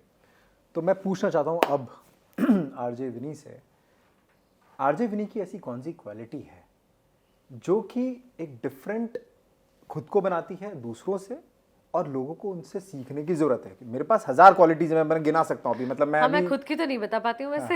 हाँ, पर नहीं, मतलब जो लगता है कि हाँ दिस इज योर कोर। मतलब आरजे विनी गवर्न होती एक सिंगल क्वालिटी से जो कि उसको खास बनाती है। मुझे लगता है कि आपको खास बनाने के लिए, मुझे लगता है कि आप खास हो ये आपको नहीं लगना चाहिए। ओके।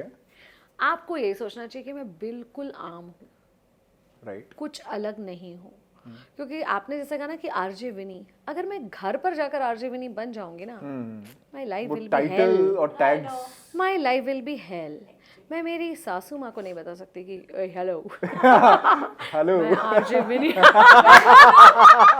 के लोग तो आपको रियलाइज करें नहीं, और हमेशा मैंने मेरे बारे में जो दूसरों को एक बात कॉमनली कहते सुनी, वो ये कि यार लगता ही नहीं कि आप ऐसे, आप तो आपका इतना नाम है, लगता ही नहीं, आप तो कितनी हम्बल हो, आप हमेशा हंसती रहती हो, आप तो इतनी नॉर्मल रहती हो। तो जस्ट बी नॉर्मल, आप कुछ नहीं हो। हाँ, बहुत हम्बल होने की जरूरत है, और आप जब जहाँ हो वहाँ का रोल प्ले करना आना चाहिए।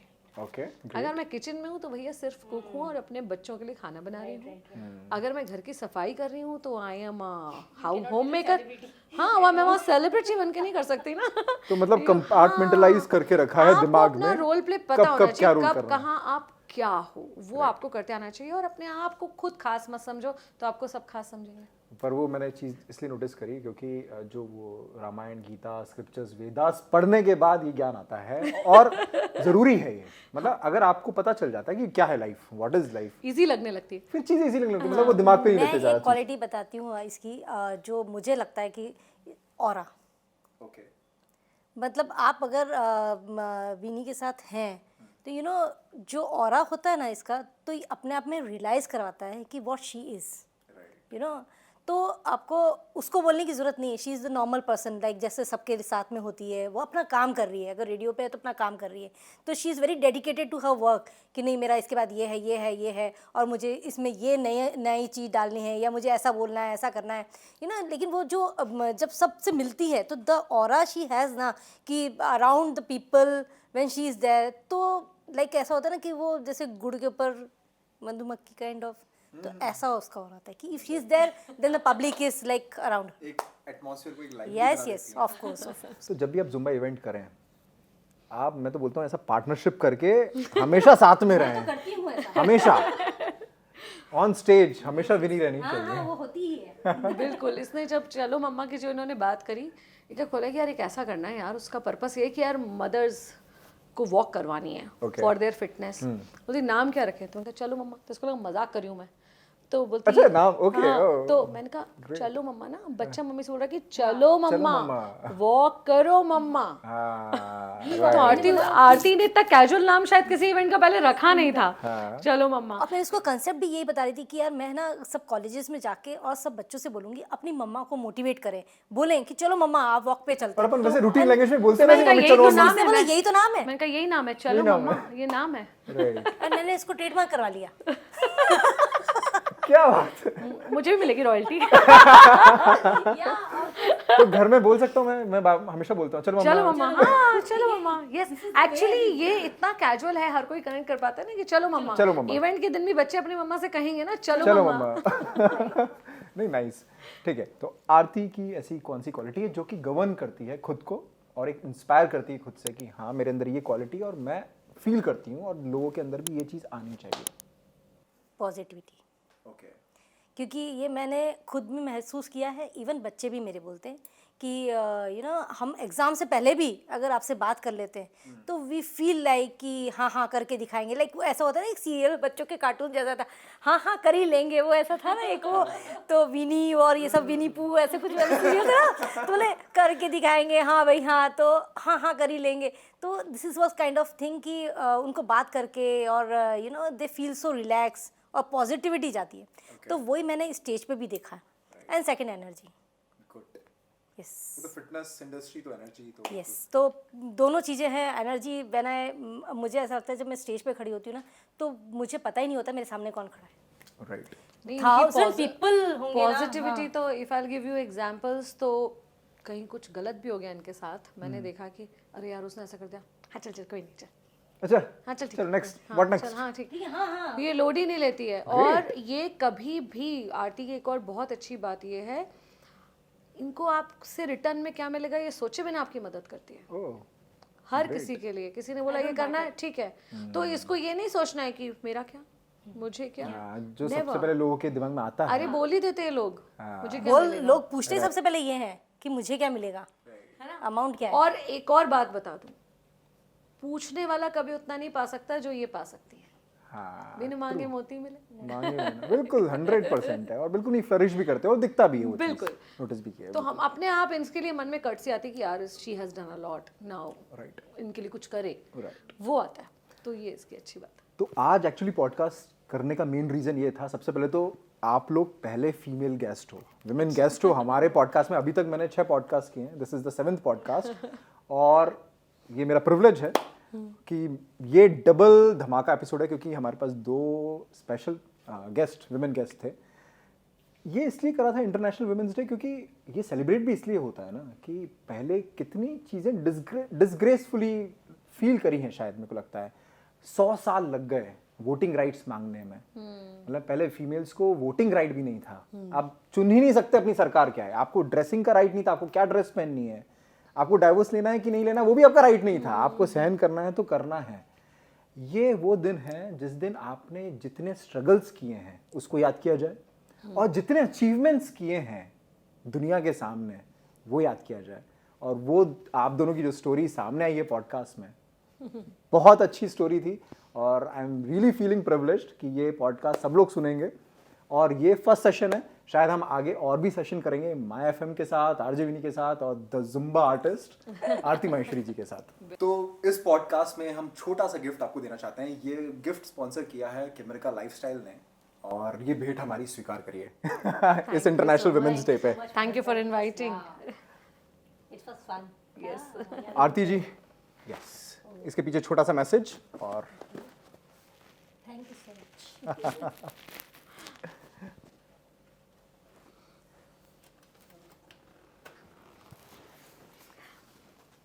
Thank you Sankalp ji. Thank you so much. Thank you. It was nice being with you. Thank you so much for inviting us. And बहुत अच्छा लाइवली सेशन, मतलब बहुत सारी चीज, मेरे को एक चीज अच्छी लगी, जेंडर पे गैप है, होता है। कुछ That was नया actually सीखा आज। कुछ नया सीखा।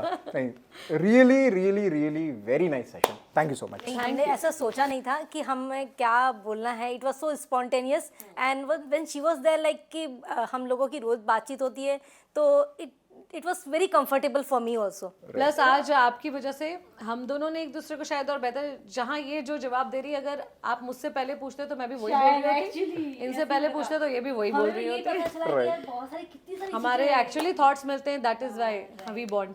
Right, great session, thank you so much. Thank you so much.